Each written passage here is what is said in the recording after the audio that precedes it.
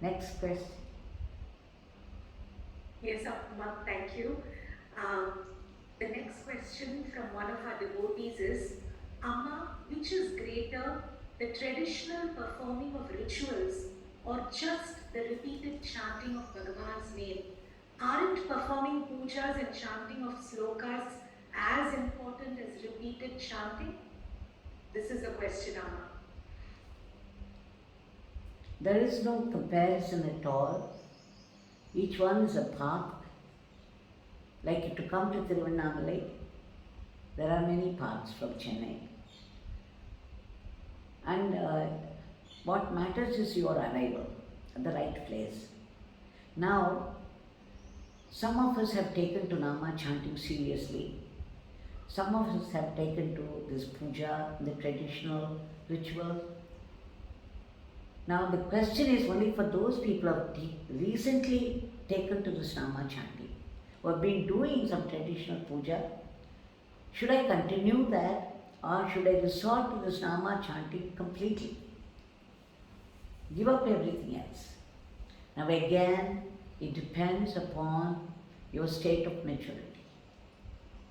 But as long as you have not fully involved yourself in depth in Nama chanting, you have to continue to do your puja and other mantras, the slokas, puja, the Sahasranamas, Sandhyavandan, everything you have to continue as before until a time comes when you get deeply involved in the Nama chanting that you cannot think of anything else, then they would drop off by themselves.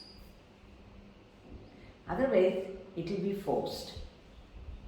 And then what happens when it is forced? After some time, a doubt will come, flare up.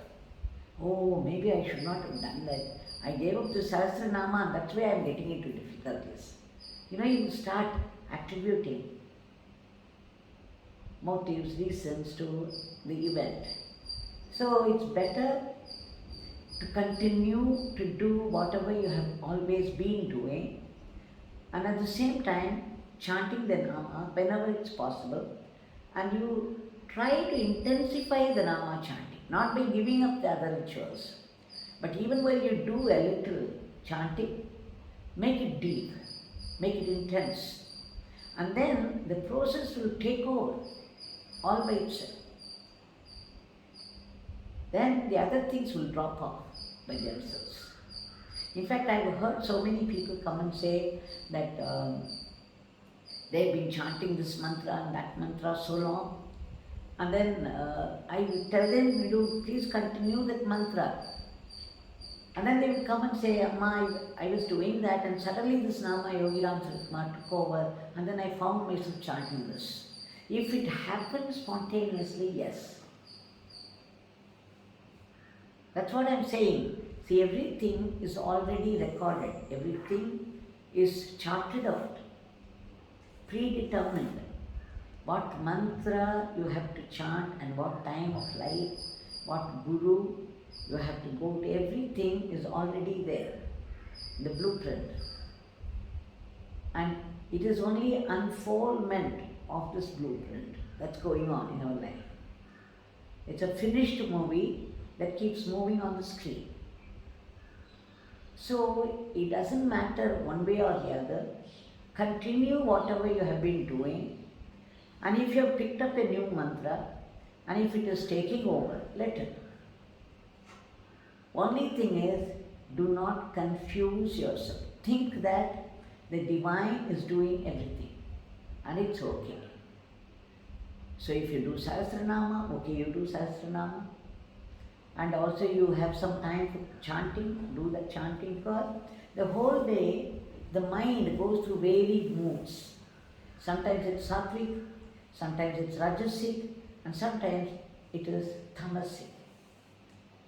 So depending upon the mood, you can adopt any sadhana. Only thing is, you should not get confused. There should be clarity in thinking. Then I am doing the right thing. Okay, I have always been doing Sahasranama, so I will continue to do it as long as it comes to me. As long as I feel that I should continue, I continue to do it. So there should be no conflict at any time, because the conflict weakens the mind. As long as there is clarity and whatever you feel like doing, you do it. But remember, it's all one God. If you do Lalita Sahasranama, it is to the same divine in the form of Divine Mother. If it is Vishnu Sahasranama, it is the same divine in the form of Vishnu. Shiva Sahasram, again the same thing. So you should be completely clear that there is only one divinity and everything else is only an expression of this divinity.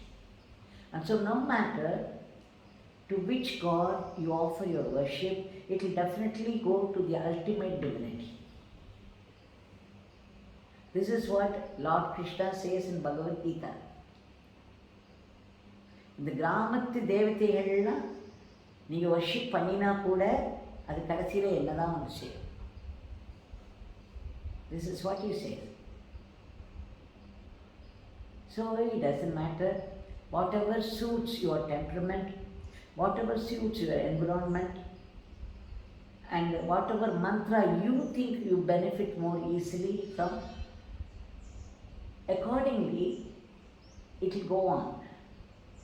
As long as you don't have any conflict about it, just go right ahead. If there is conflict, you can come and ask me specifically, and you will get specific guidance from that.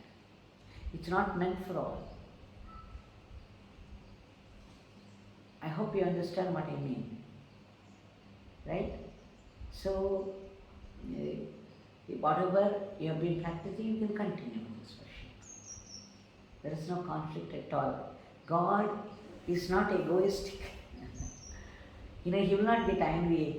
Some people will come and tell me, what, I've been going to this temple, I was worshipping Divine Mother, now I have come to Yogi Ramsuratkumar, Divine Mother will get angry with me. I say, then she's only Mother, not Divine Mother. You see, God is waiting for us to come to the path. So any path towards Him you take is welcome to Him. So all that we have to see to is that there is no conflict over anything.